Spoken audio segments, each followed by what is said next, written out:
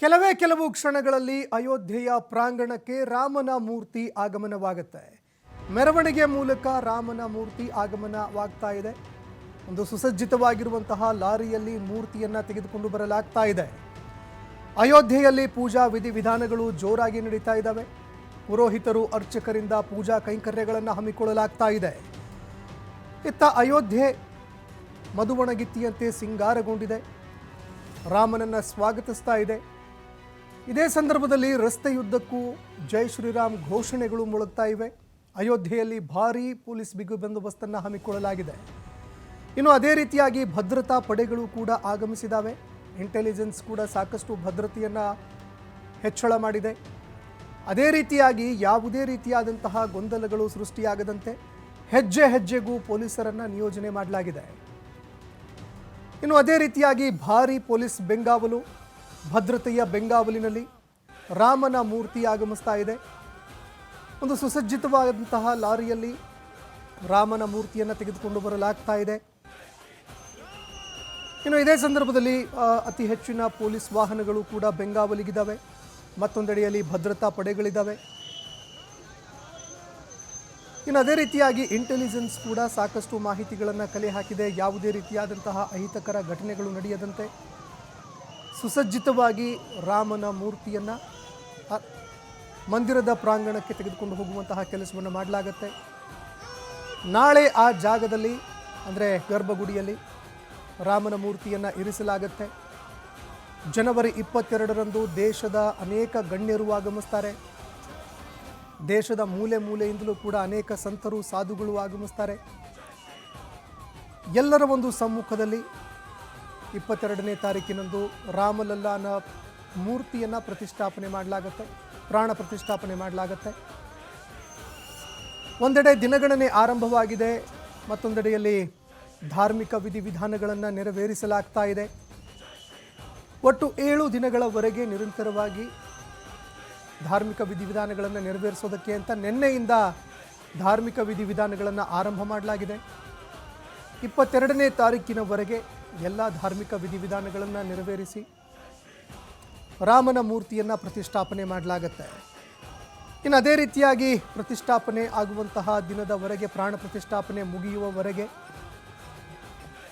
ಅತಿ ಹೆಚ್ಚಿನ ಭದ್ರತೆಯನ್ನು ಕೂಡ ಒದಗಿಸಲಾಗ್ತಾ ಇದೆ. ಭಾರಿ ಭದ್ರತೆಯನ್ನು ಒದಗಿಸಲಾಗ್ತಾ ಇದೆ.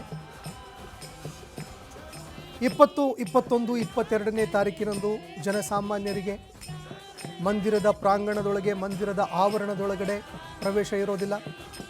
ಯಾರ್ಯಾರು ವಿಶೇಷವಾಗಿರುವಂತಹ ಗುರುತಿನ ಚೀಟಿಯನ್ನು ಪಡೆದುಕೊಂಡಿದ್ದಾರೆ ಅವರಿಗೆ ಮಾತ್ರ ಅವಕಾಶವನ್ನು ನೀಡಲಾಗತ್ತೆ. ಅದೇ ರೀತಿಯಾಗಿ ರಾಮ ಮಂದಿರದ ಅಕ್ಕಪಕ್ಕ ವಾಸ ಮಾಡ್ತಾ ಇರುವಂತಹ ಜನರೇನಿದ್ದಾರೆ ಯಾರೂ ಕೂಡ ಮನೆಯನ್ನು ಬಿಟ್ಟು 2 ದಿನಗಳವರೆಗೆ ಹೊರಗಡೆ ತೆರಳದಂತೆ ಸೂಚನೆ ಕೂಡ ನೀಡಲಾಗಿದೆ. ಆ ಕುಟುಂಬಗಳಿಗೂ ಕೂಡ ಗುರುತಿನ ಚೀಟಿ ಕೊಡುವಂತಹ ಕೆಲಸವನ್ನು ಮಾಡಲಾಗಿದೆ. ಡಿಜಿಟಲೀಕರಿಸಿದಂತಹ ಒಂದು ಗುರುತಿನ ಚೀಟಿ ನೀಡಲಾಗಿದೆ. ಯಾರೂ ಕೂಡ 2 ದಿನಗಳವರೆಗೆ ಊರನ್ನು ಬಿಟ್ಟು ತೆರಳುವಂತಿಲ್ಲ. ಒಂದು ವೇಳೆ ಹೋದರೂ ಕೂಡ ತಿಳಿಸಿ ಹೋಗಬೇಕಾಗತ್ತೆ. ಬಂದರೂ ಕೂಡ ಗುರುತಿನ ಚೀಟಿಯೊಂದಿಗೆ ವಾಪಸ್ ಮರಳಬೇಕಾಗತ್ತೆ. ಇನ್ನು ಇಡೀ ದೇಶದ ಮೂಲೆ ಮೂಲೆಯಿಂದ ಗಣ್ಯರು ಆಗಮಿಸ್ತಾ ಇರುವಂತಹ ಸಂದರ್ಭದಲ್ಲಿ ಅತಿ ಹೆಚ್ಚಿನ ಭದ್ರತೆಯನ್ನು ಕೂಡ ಒದಗಿಸಲಾಗಿದೆ. ಇನ್ನು ಮತ್ತೊಂದೆಡೆಯಲ್ಲಿ ಅರಮನೆ ಅಯೋಧ್ಯೆ ನಗರಿಗೆ ಕಾಲಿಡ್ತಾ ಇದ್ದಂತೆ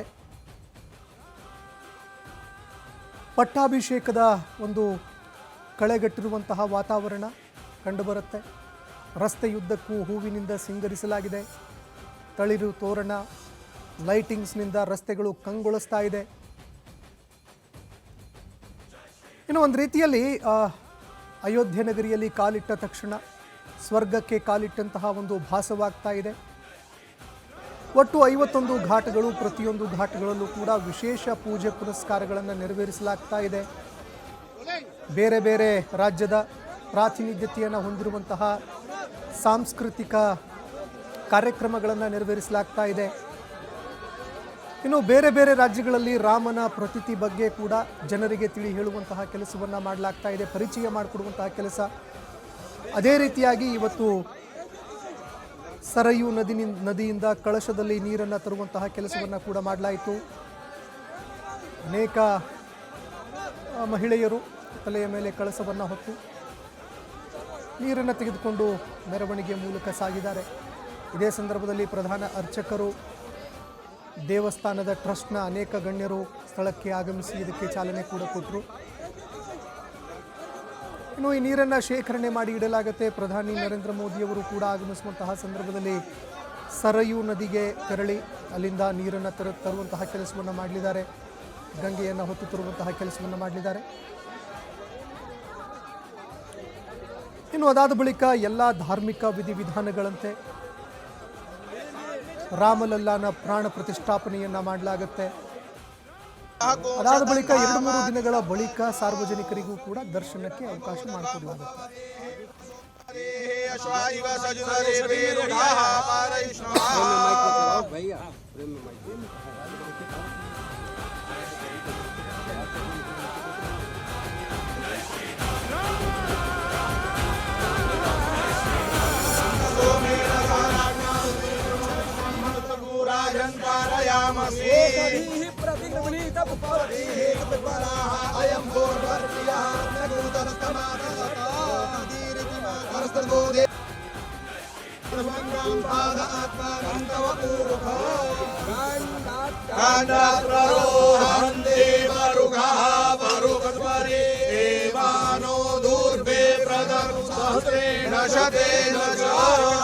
आप देखिए कि पंडित जी कल से हैं प्लीज मत दबा ये दे लो भैया आपको थोड़ा ऊपर